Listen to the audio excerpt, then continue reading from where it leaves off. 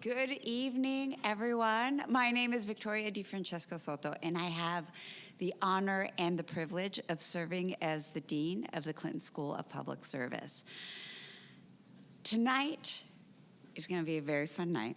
We're going to be exploring the important role that presidential centers, such as the CPC, and foundations play as hubs for civic engagement, public education, and democracy. These institutions, which live across the country and exist across the political spectrum, help us understand our history, where we've been, strengthen our communities, and inspire our future public service leaders. And to unpack the remarkable work of these institutions, we have with us Mark K. Updegrove, one of the nation's leading presidential historians and the president and CEO of the LBJ Foundation. Mark brings a unique perspective because before assuming his role at the LBJ Foundation, he served as director of the LBJ Presidential Library, where he helped elevate its national profile through exhibits and programs. Across both roles, Mark has helped steward President Lyndon B. Johnson's legacy, advancing civic education, elevating national conversations, and hosting landmark gatherings. In addition to his work with the LBJ Foundation and Library, he's a celebrated author and analyst whose newest book, Make Your Mark, Lessons in Character from 7 Presidents, offers insights into the values and decisions that define presidential leadership. And quick note, after the talk tonight, we're going to be doing a book signing right out of here. We're going to be having them available in the gift shop. Now, I've got the official stuff out of the way. I want to take a personal point of privilege here because I have had the pleasure of knowing Mark for over a decade. Because prior to coming to the Clinton School, I was at the LBJ School where I served as the Assistant Dean for Civic Engagement. So I got to work very closely with Mark. And I mean, look, you read the bio and it's this long. He is a supremely accomplished leader. He's written a ton of books, and you see him on TV all the time. But what I want to put forward here is what an incredible human being Mark is. He was a trusted friend, a trusted colleague, and someone who has a deep passion for the educational component of what the presidential legacy means. And I saw that firsthand at the LBJ School, where he worked with us hand in hand to create that platform. And then I have had the pleasure of seeing him and his passion with the Presidential Leadership Scholars Program. So I've been looking forward to tonight for a long time. It's going to be a great conversation because he is joined tonight by someone who has become a very good friend of mine since I came to the Clinton School, the executive director of the Clinton Foundation, Stephanie Street. Thank you. Thanks so much, Vicki. It's a pleasure to be with you all. Thank you for coming tonight. And I am also very excited about this opportunity to have a conversation with my great friend, Mark Updegrove, who has written this wonderful book that you'll all have an opportunity to purchase and get signed after our program tonight. But it's called Make Your Mark, Lessons in Character from 7 Presidents.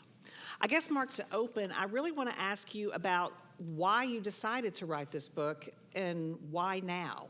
You've written several books, and we'll maybe talk about some of those, but why this book and why now? Well, first of all, thank you so much. Thank you for that beautiful introduction, Vicki. Vicki Soto was at the LBJ School. She applied for this job, and we knew she would do a phenomenal job leading the Clinton School.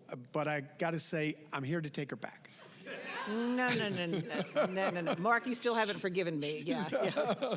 She was an unbelievable loss for us, but we were so happy for her and so happy for the Clinton School to get the leadership that Vicki could provide. So just delighted to be back with her. Delighted to be with you, my dear friend of, my gosh, 15 years. We've been good friends for 15 years. Long time. Good to be with you, and good to be in this presidential center. The President Clinton I admire a great deal, as you can see from from Make Your Mark, so I'm honored to be at his presidential center.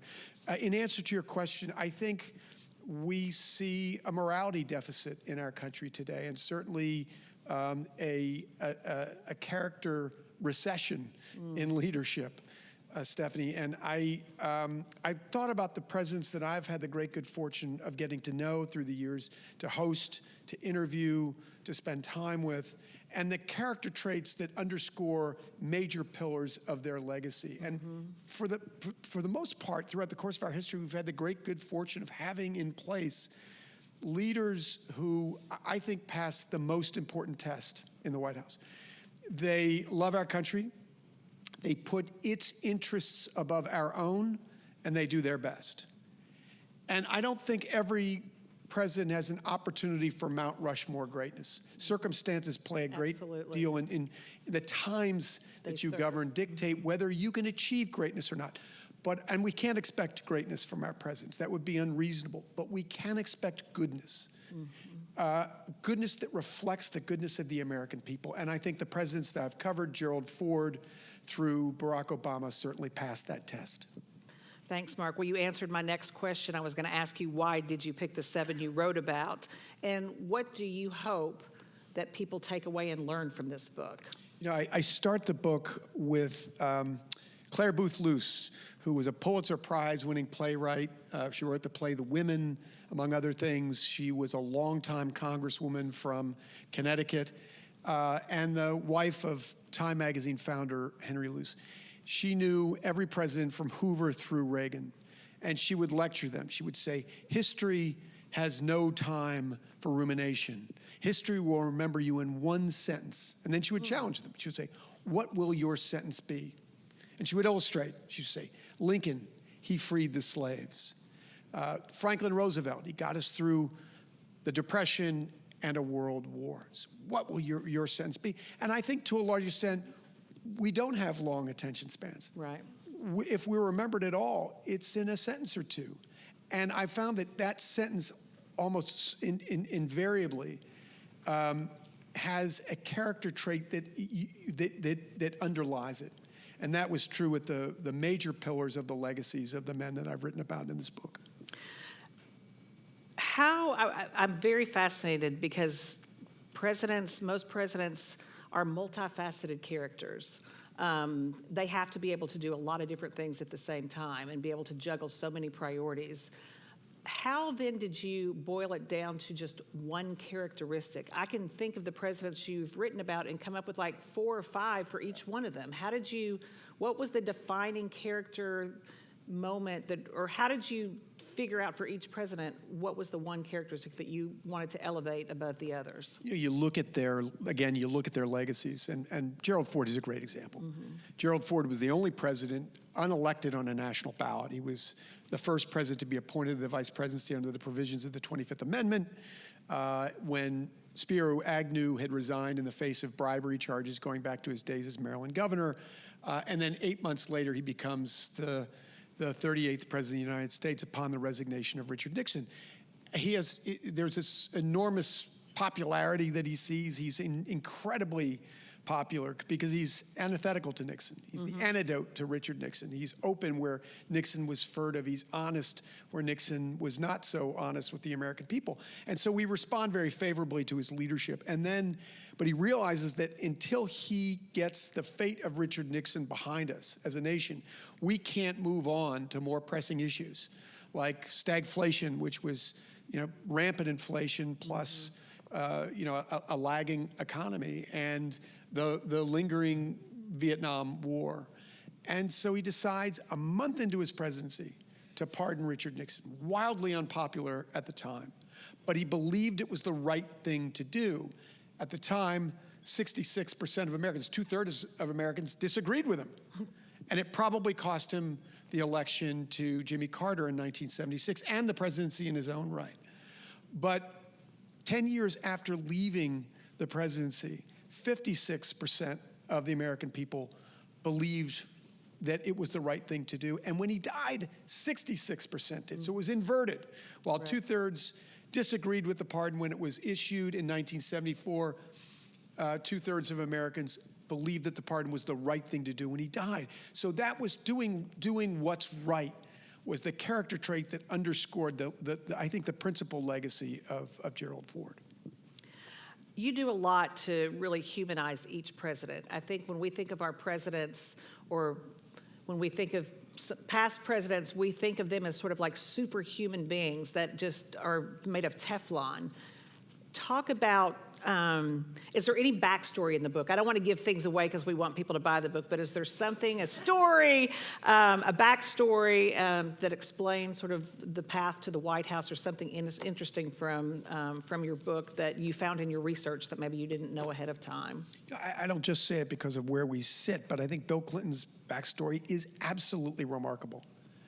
And the fact that from a very early age, I'm looking at Jerry Jones, and Jerry knew President Clinton when he was running for Congress. And you've told me, Jerry, that you thought, oh boy, this guy's going to be president someday. Well, you weren't alone. He had heard that throughout the course of his life. And if you look at the challenges that Bill Clinton faced, that was not an inevitability. Right. I mean, he had to go through some major stuff. And yet, there was just something about him where people said, my God, this guy has potential. And I think it boils down to a couple of qualities that he has. The quality that I talk about as being reflective of his character is resilience. But underlying that is he cares. Bill Clinton cares deeply about people. He will listen to them. You know more than anyone. A lot of the people in this room actually do. Yes. I may be literally preaching to the converted, or to the preachers in many cases. But I think that the fact that he cares, he wants to live to fight another day because he wants to serve the people. And you could see during the worst days in the White House, his approval rating was in the 70-some percentile. Mm-hmm. When he left the presidency, his approval rating was 64%. We had the greatest period of sustained economic growth in the history of our country. He had turned in 4 back-to-back-to-back budget surpluses. This is a remarkable record. And yet he fought obstacles throughout his life, but in particular during the course of his presidency. That resilience, that resolve to fight another day so he could do more for the American people, I think really defines Bill Clinton. I agree with you, obviously. And it always reminds me of this quote when President Clinton, he measures everything he does. He wants to know how, he measures that to see if he did what he said he was going to do. And I think one of the defining quotes from Bill Clinton, are people better off when I stopped than when I started? Right. And that to me sort of also is reflective of the resilience that you speak about. Yeah. Never giving up. Never giving up. Never giving up. Let's talk a little bit about Presidential Foundation's library, something you and I are very familiar with. But I think it would be interesting to hear your perspective on presidential legacies and their foundations. And sometimes there have been controversies that people say that the presidential libraries are really just areas to pay homage to that particular president, and they're just burnishing their legacies. Talk a little bit about some of the foundations, their work, and how you think they reflect the priorities of those particular presidents during their terms. I'll talk about presidential legacies first. I think it takes us at least 2 generations to get a clear sense of how a president will be remembered. That's certainly the case with Lyndon Johnson. Lyndon Johnson had the shroud of Vietnam that hovered over his legacy for many years because it cut so deep in our country. It was a quagmire, we know that, but so many young people were being sent off through the draft to fight the Vietnam War. And so passions ran very deep around Vietnam for many years. It took more than 2 generations to see that cloud dissipate. Once it did, I think we saw the greater part of Lyndon Johnson's legacy, which are the laws of the Great Society, which give us the Civil Rights Act and the Voting Rights Act and Medicare and Medicaid and federal aid to education, Head Start, VISTA, Job Corps, public broadcasting, freedom of information, on and on and on and on. It is a stunning record of achievement. And by the way, it's the very thing that's being torn down more than anything It's the laws of the Great Society, which I believe are the foundation of modern America, that's being torn down as we see the systematic eradication of our government today. But I think it took us a while to recognize these formidable legislative achievements from Lyndon Johnson, particularly in the area of civil rights. Our relationship with race in this country defines, I think, the very best and the very worst of who we are as a nation. And I don't think anyone does more on civil rights than Lyndon Johnson, perhaps Abraham Lincoln, but certainly no one in the 20th or 21st centuries. So we finally got to see that in Lyndon Johnson, got a clear-eyed look at his legacy. For other presidents, it doesn't take as long. I used to tell George H.W. Bush, whom I got to know relatively well, you are one of the few presidents who will see an accurate reflection of your legacy in your lifetime. And we were coming to appreciate that the man who called for a kinder, gentler nation was getting a kinder, gentler verdict in history, maybe the best one-term president in the history of our country. Seeing a peaceful end to the Cold War, there was no certainty of that, a clean resolution to the Gulf War, and the implementing the taxes of 1990, which paves the way to some degree for the prosperity that we would see during the Clinton years. So he finally got a sense of that toward the end of his life, despite having lost the election in 1992 to President Clinton. The presidential libraries, as you know as well as any, Stephanie, are a reflection of that. There's a lot of criticism among the libraries for the living presidents that they are biased. I don't have a problem with that.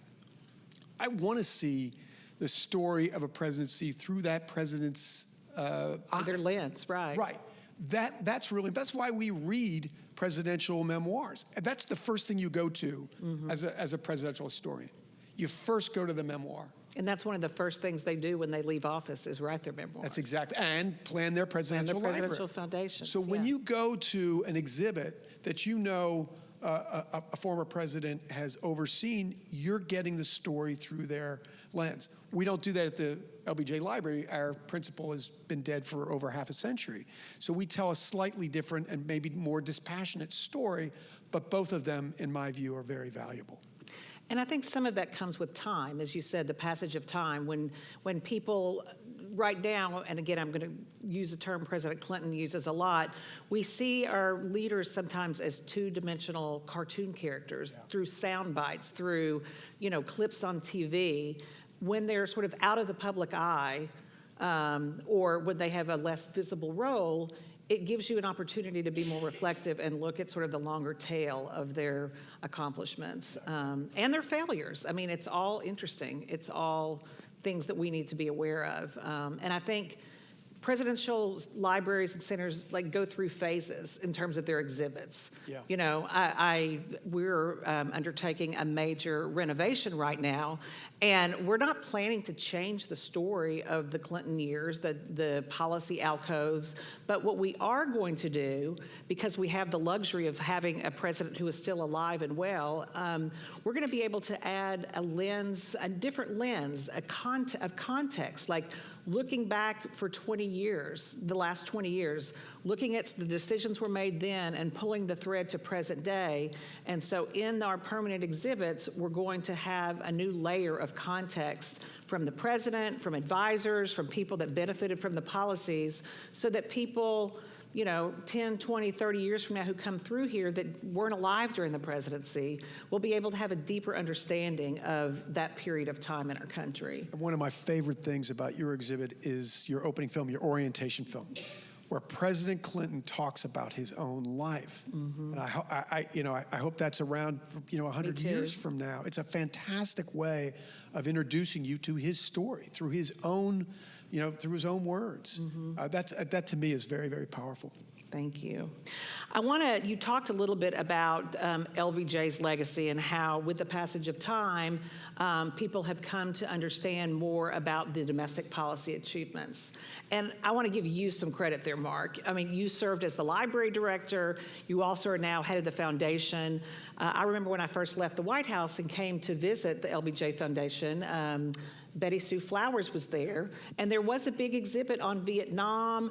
I don't remember seeing a lot about those accomplishments. And I think what you all have done over the last 15 years or so, rethinking, reimagining, retelling those important stories have really done a lot, and your books as well, to remind people of all the things. You were just running through that list, and it's really astounding. When I went to the LBJ library a few years ago, and there is a giant framed portrait of pens, and that in itself told me everything I needed to know. Can you talk a little bit about that? Because I think it's so simple and so powerful. This is LBJ's cabinet, after he left office, gave him a shadow box containing the pens that he used to sign laws throughout the course of 1965, 1 year of his presidency. It's the high tide of the Johnson presidency, particularly on the domestic policy side. He's earned the presidency in his own right with an electoral mandate of 61% of the American vote, that's still the highest in American history. Not in terms of the electoral college, but in terms of the popular vote. And he realizes the ephemeral nature of political capital, that it's going to fade. You got to spend it quickly. And he has this very ambitious agenda. So in that shadow box, you have the pens that created Medicare, Medicaid, the Department of Housing and Urban Development, Head Start, Job Corps, VISTA, the National Endowment for Humanities, the National Endowment for the Arts, the Clean Air Act, the Clean Water Act, the Highway Beautification Act, the Immigration Act, the most sweeping immigration reform in the history of our country, and the Voting Rights Act. 1 year. That's astounding. That's not even the That's entirety. astounding. And it is dumbfounding. I don't think there's any, I say this, I think objectively as an historian, I don't think there's any year that's as important legislatively, with the possible exception of the New Deal. And the difference with the New Deal is a lot of those alphabet soup programs that were put together in the storied first 100 days went away after we had staved off the ravages of the Great Depression. They helped get us through, but they weren't meant to remain in place.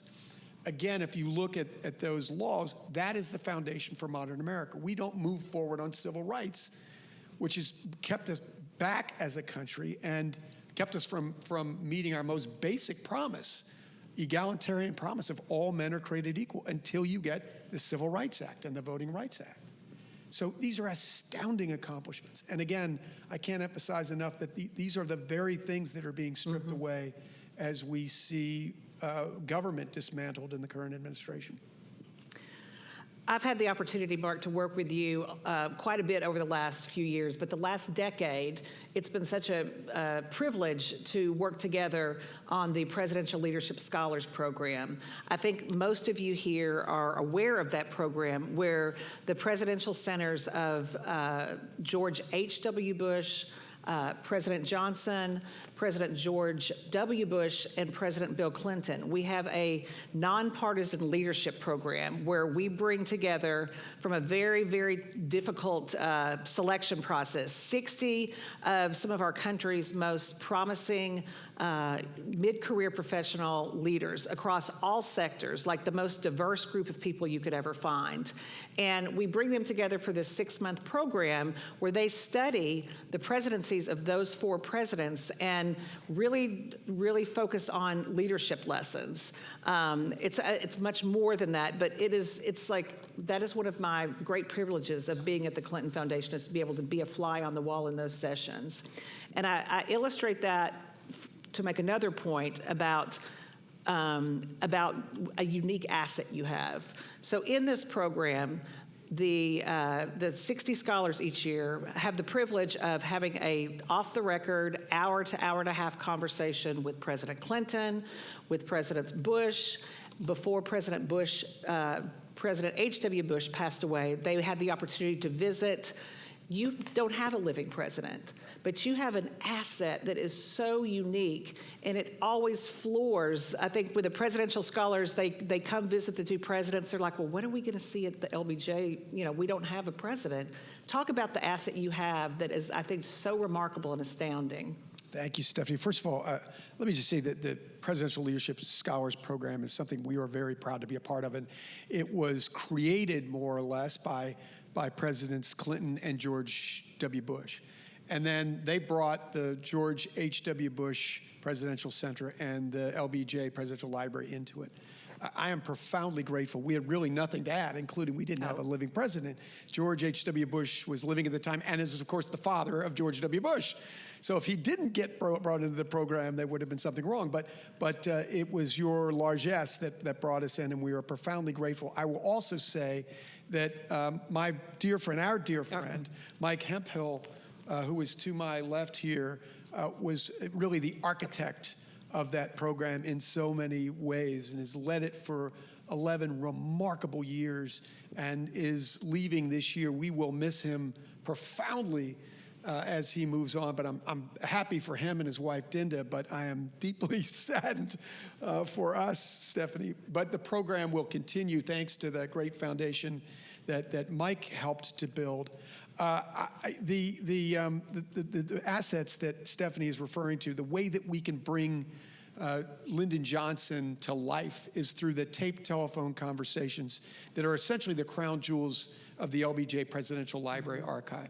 This is 643 hours of LBJ doing the business of his presidency. And you talked about the multifaceted nature of presidents. Presidents are complicated human beings. We all are, but no more so than the presidents that we elect to, the people that we elect to our highest office. And you can hear in these tapes not only a number of things about LBJ. You can hear his remarkable facility in getting things done, number one. His indomitable will in getting the things he wants passed by Congress, which speaks to that legislative legacy that we talked about. But what we share during the course of this program is tapes that show the fruition of voting rights, including, I think, my favorite tape, Stephanie, which is a conversation that LBJ has on Martin Luther King's 36th birthday, January 15th, 1965, in which you can hear the two urging each other to do what they're doing.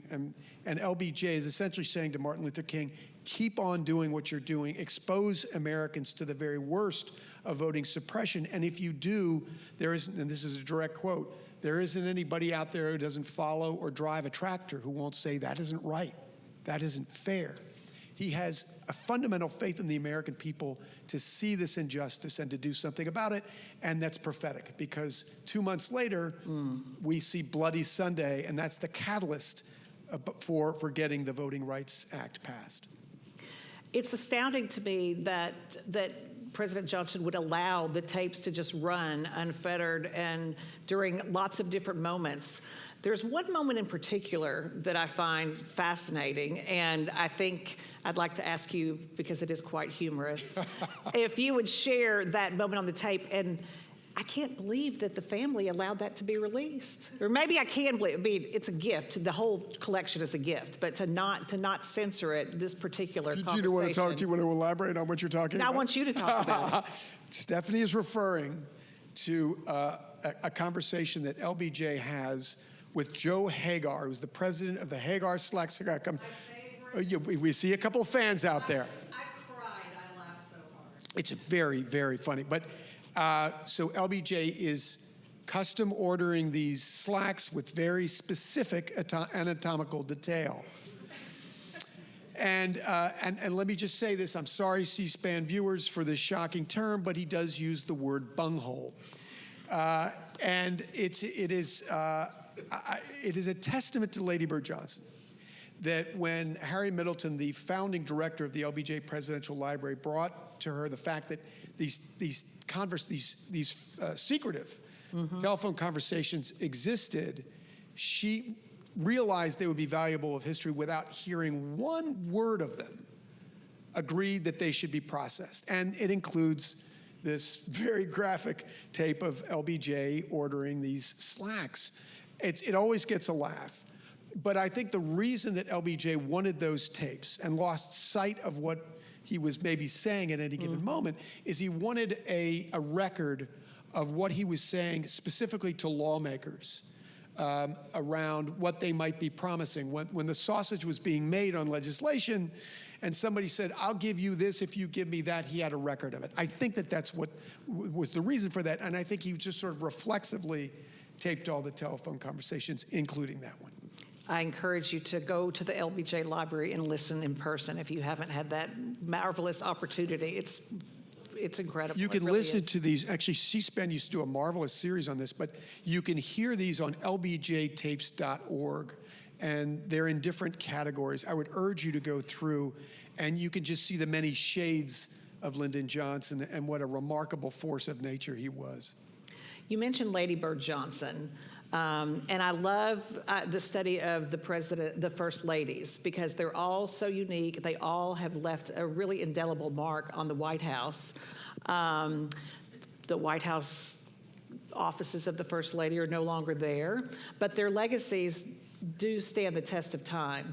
Can you tell us a little bit about Mrs. Johnson and sort of what, obviously she was the wife of President Johnson, but how did he rely on her, or did he rely on her? And then can you talk about some of the things that she worked on as First Lady? Yeah, I think that he relied on her more than anybody else. She had a way of being able to ward off his demons and summon his better angels. And I think she realized, and very wisely, that the most important role that she could play was in getting the most from her husband by trying to keep those demons at bay. I mean, in some ways, Lyndon Johnson is so complicated psychologically. And there are many who speculate that he had manic depression. I don't think you can say that with any degree of authority, but he did have massive mood swings. And she would bring out the very best in him, because she knew that if she was getting the most from him, the American people would get more and more and more. And you do not have that remarkable legislative legacy without Lady Bird Johnson playing that invaluable role as his most trusted and closest advisor. So that's what I think, that I believe is her most important contribution. She also worked very closely on things like the rollout of Head Start. When the Civil Rights Act passed, I think this is a remarkable accomplishment that often gets lost. When the Civil Rights Act is, well, first of all, Lady Bird Johnson is a product of the South. She grows up between East Texas and Alabama. So all of her relatives come from the Deep South. She knew the Deep South. She knew how people thought and what they felt in the deep Southern states. After the Civil Rights Act was passed, she wanted to take a train ride through the Southern states to talk to her fellow Southerners about why this was an important leap forward in our country. It was an incredibly courageous thing to do. And there were threats on her life. There was apparently a bomb on the railroad track at some point. I mean, there were these incredible things that unfold during the course of this journey, but she feels very strongly that she needs to talk to her fellow Southerners about why this is so important in the life of our country, and she does it with singular courage. But I think her great passion was the environment. She said, nature was my first and most reliable companion. She grew up without a mother, largely in East Texas, and spent a lot of time in the woods. And so the Highway Beautification Act and a lot of the environmental preservation legislation that LBJ put through is really a testament to her efforts, Stephanie. I think another thing our visitors find fascinating is looking at each presidential family and how they made the White House a home for themselves and their children, if they have children. Can you talk a little bit about how President and Mrs. Johnson and their two daughters made the White House their home?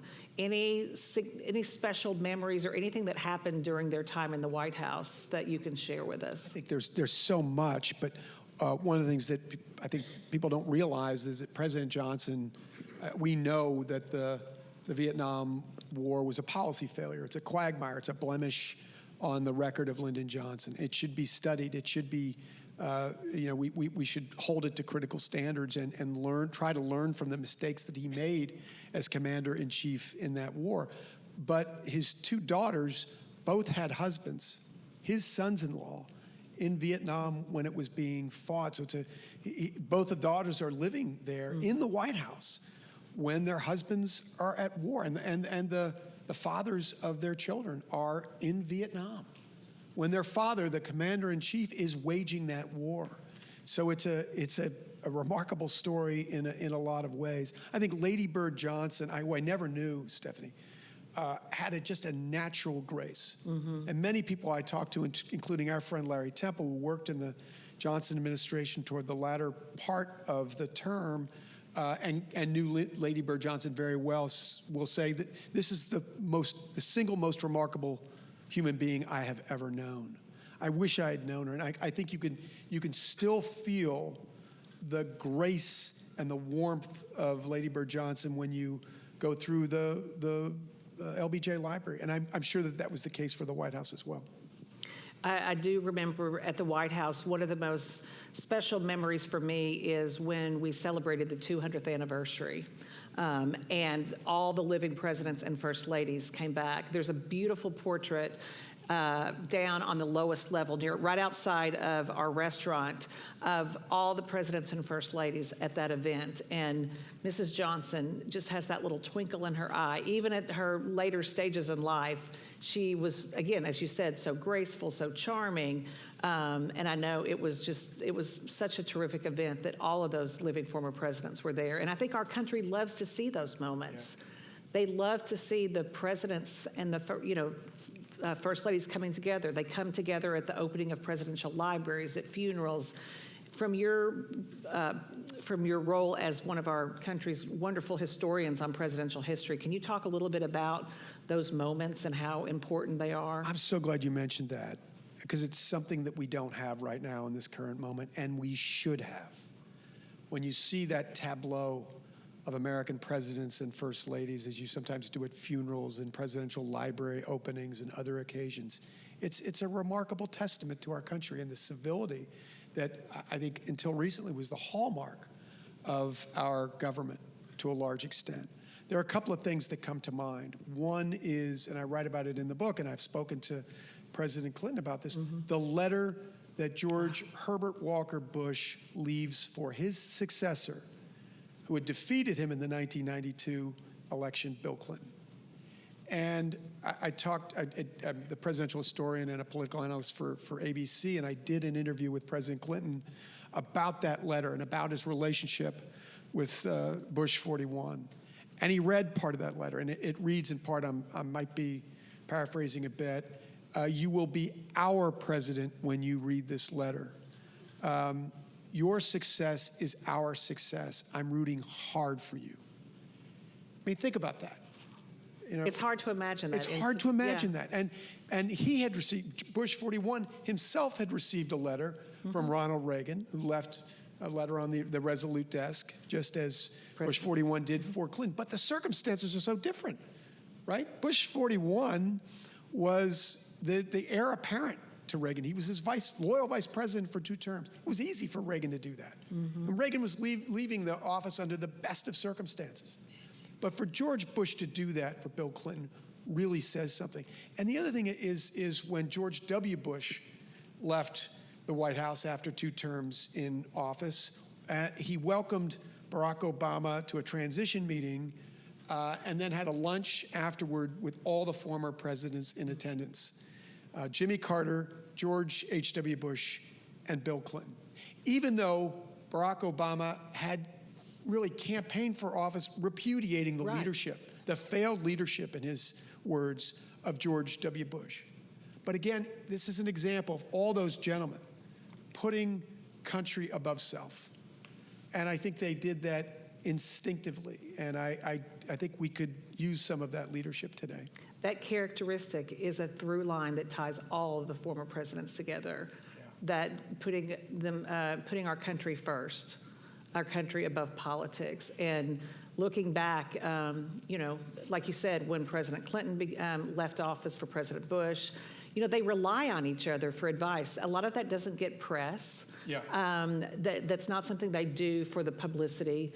Is there anyone that LBJ relied on that you can think of, or talk about some of those sort of conversations? Obviously, he stepped in when President Kennedy was assassinated, so he didn't have that former president. But talk a little bit about people that were important to LBJ that he relied on for advice. He did. He talked to Harry Truman, more so Dwight Eisenhower. Dwight Eisenhower, the Republican president when he was Senate minority leader and then majority leader, perhaps the most powerful majority leader in the history of our country. He talked to Eisenhower all the time, particularly about the Vietnam War. But this says something about LBJ, and I think it reflects not just LBJ, but that sentiment that you talked about among former presidents and the civility in our country. One of the great legislative achievements of LBJ is Medicare. And when he signed Medicare into law, he did not do so at the White House. He did so at the Harry Truman Library in Independence. He believed that the American people had forgotten about Harry Truman. And Harry Truman had championed Medicare or something like it during the course of his presidency. He wasn't able to get it through, nor was President Kennedy. LBJ was. But instead of beating his own chest, he signed the bill into law at the Truman Library, gave Harry Truman the pen as well as the first Medicare card, and called him the real daddy of Medicare. Wow. That's a pretty remarkable thing. It really is. And again, it's not unique to LBJ. All the presidents I've mentioned, I think, had that same generosity of spirit. And you could see that again with George W. Bush welcoming Barack Obama into the President's Club by assembling all the living presidents at the White House. And you mentioned George W. Bush. He also, I think, is responsible for the deep friendship that President Clinton ended up having with George H.W. Bush, almost like a father figure, because he reached out right after, the tsunami, the terrible tsunamis that happened, and asked President Clinton and his father to come together to try to do something, to raise the funds, to bring awareness to this tragedy. And obviously, most people here know the story of how that friendship blossomed. But I'd love to know from where you said, again, as a presidential historian, is that unique, that friendship from bitter rivals? Talk from where you sit, how you think about that story and how that relationship developed. Yeah, President Bush called that friendship a dividend in my life. That this has been a great dividend in my life. And I think what often gets lost is the friendship between Bill Clinton and George W. Bush. That's right. And George W. Bush told me he called Clinton all the time when he was in the Oval Office. But those aren't the only friendships. I think maybe the closest presidential friendship was Gerald Ford and Jimmy Carter. They forged, President Carter said to me, they were almost like brothers. And if you may recall that Gerald Ford was eulogized by Jimmy Carter. Had Jimmy Carter passed first, of course he didn't, he died at the age of 100, Gerald Ford would have eulogized him. They again, bear in mind that Jimmy Carter defeated Gerald Ford for the presidency in 1976 in what was often a very bitter campaign, and yet they come to be very close friends. You could say the same for Herbert Hoover and Harry Truman, although they never competed. Franklin Roosevelt used the legacy of Herbert Hoover as a scapegoat, really, during the Great Depression, blaming a lot of the ills of the Depression on Herbert Hoover. Harry Truman sees that he's been sort of cast out into the political wilderness and brings him back and allows him to serve his government again by helping to feed war-torn Europe after World War II, just as the great engineer Herbert Hoover had done after World War I. And he was deeply moved by Harry Truman's willingness to do that.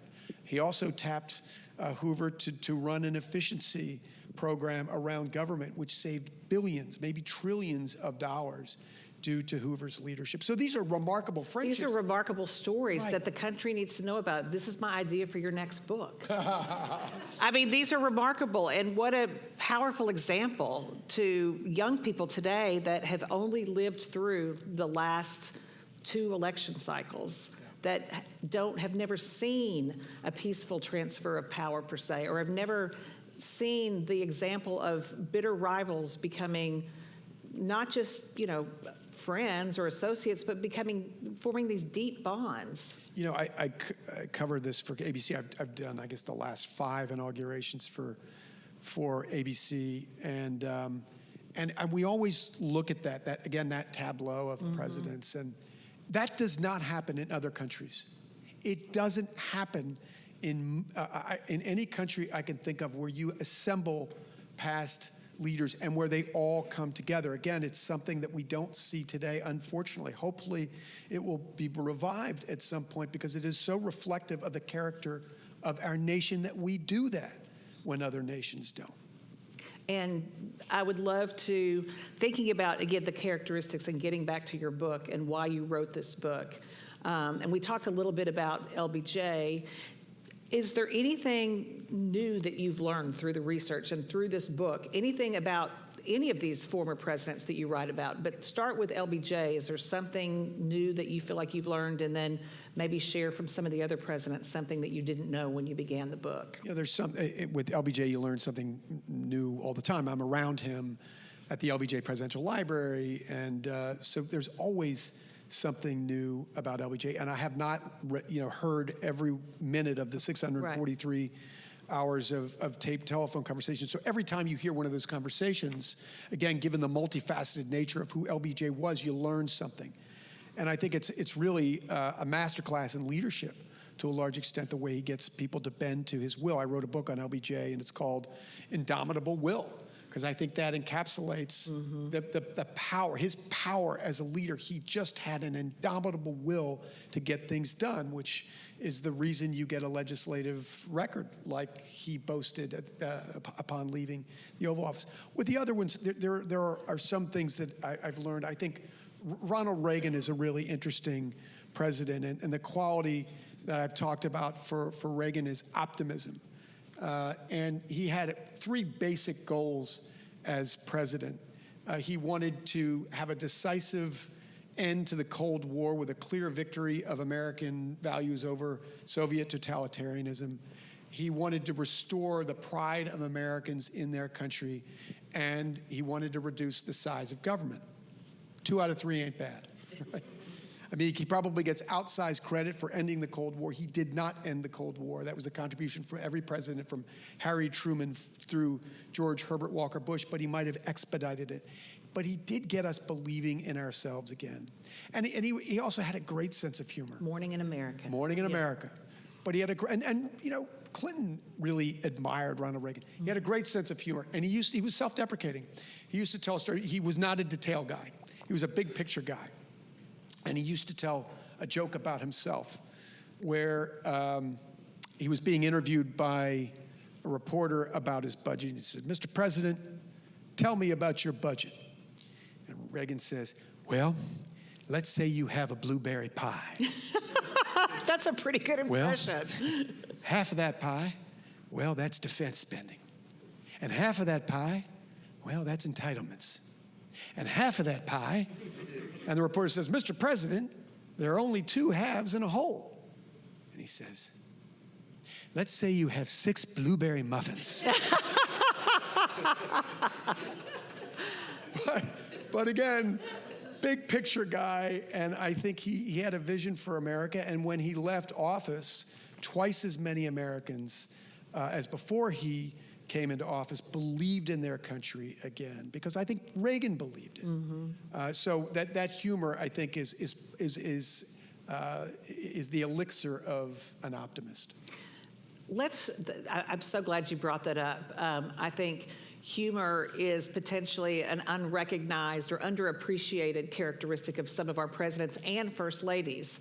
Are there any of the presidents that you wrote about that you think had really a sense of humor, a funny sense of humor, if you will, that maybe people here wouldn't know about? They all do. I mean, the thing is that they are all somewhat self-deprecating, some more than others.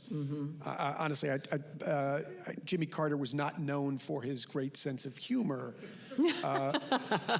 But George W. Bush, I think when we do the presidential, in fact, Mike and I were talking about this earlier today, when people are around George W. Bush, they see his remarkable sense of humor. He's a naturally funny guy. And it's almost always self-deprecating.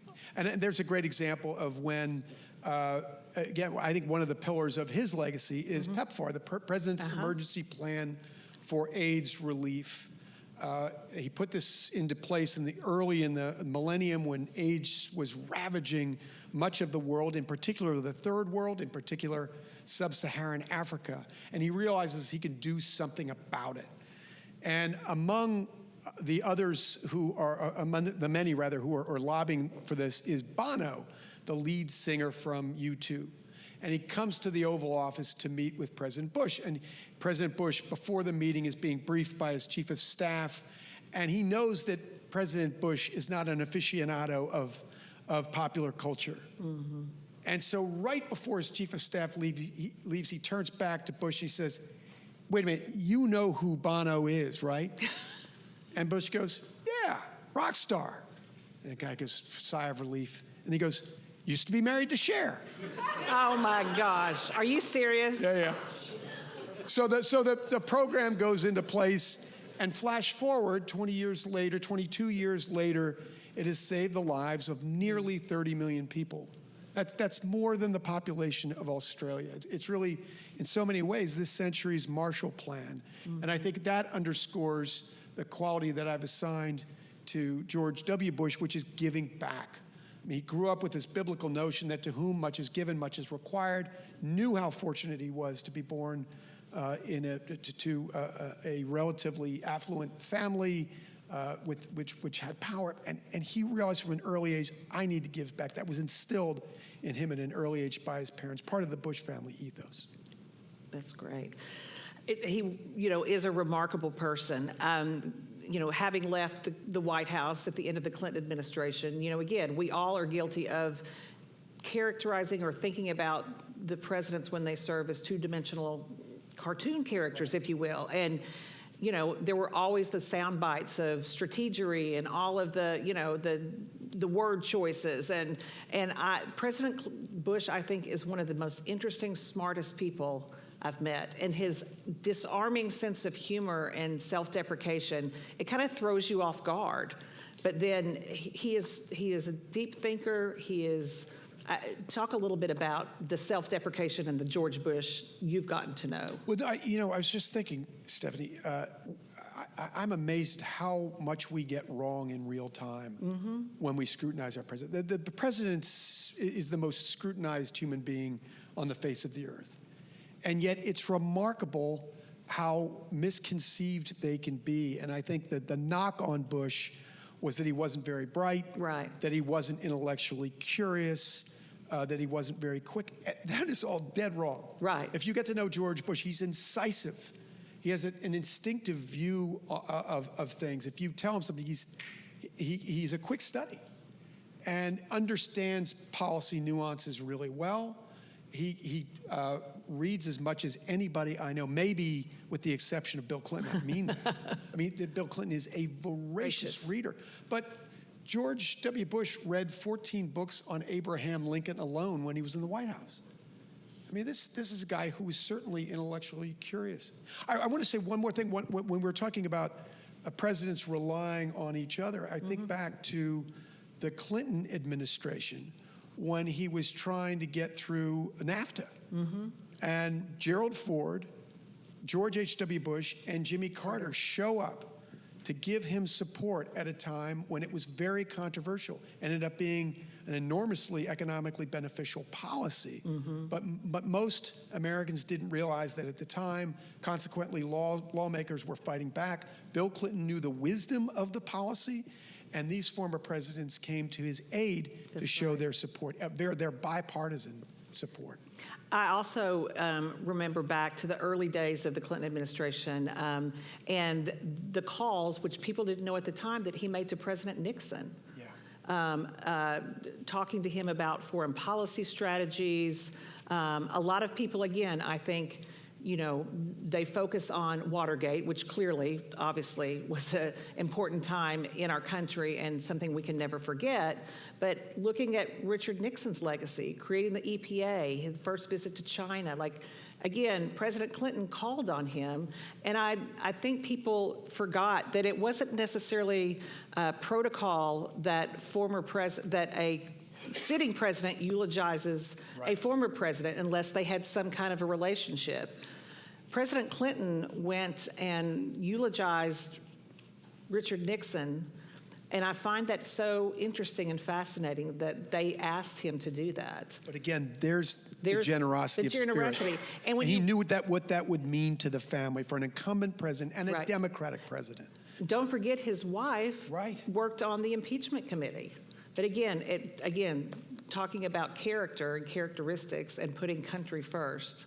Yeah, Really. it's a remarkable testament to President Clinton. I think that meant the world to Richard Nixon. And you talked about the fact that these are not one-dimensional characters. That's certainly true for Richard Nixon, who spent the better part of his post-presidency after the disgrace of the resignation in Watergate, trying to better America's position in the world. He did. And it's also, when I went back a couple of years ago to visit the library after they had redone it, you walk in the lobby, the first thing you see is a quote from Bill Clinton on the wall in the lobby of the Nixon From the Library. eulogy. From his eulogy. Yeah. I mean, again, it really underscores what we're talking about here today. Absolutely right. It really does. Mark, you have had a fascinating career. Getting to know you over the last 15 years has been a joy, but I always ask our speakers to talk a little bit about their leadership journey. Can you talk a little bit about your career and how you started out? How did you end up being the LBJ director, and then you've worked for Time and Newsweek, and talk a little bit about your leadership journey. You know, it's been, I teach, I'm an adjunct professor at the University of Texas, and I often have young people coming to me asking for career advice. It's one of the things I love most about what I'm able to do at this stage in my life. But I've had a very topsy-turvy career. And it's not only defined by my successes, I think it's more defined by my failures. And I didn't accomplish much in my 20s. I came to work for Time Magazine in my 30s. I devoured Time Magazine when I was a kid. And my parents couldn't afford, a subscription to a news magazine, so I would run to the library at school, and I would go to the periodical section. Remember, the periodicals used to be sheathed in those great plastic binders, and I would rifle through Time Magazine and look for the column of Hugh Sidey on the presidency, because Hugh Sidey really humanized the presidency.